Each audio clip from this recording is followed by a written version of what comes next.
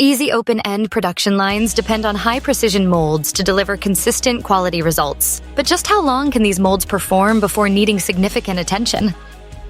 Understanding the lifespan of easy open-end molds and their wear parts is crucial for efficient production. A well-crafted easy open-end mold typically produces between 5 million and 10 million ends before requiring major maintenance. This impressive range is influenced by factors such as the quality of materials used in the mold and the specific conditions under which production occurs.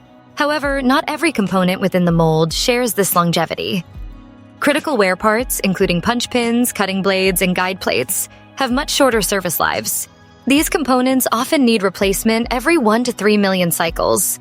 Replacing these parts promptly is essential for maintaining consistent product quality and preventing unexpected costly downtime in production.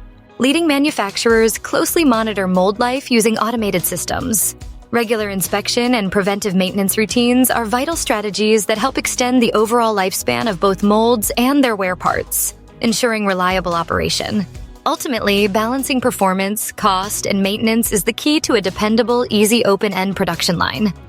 Is your operation prepared to meet these challenges?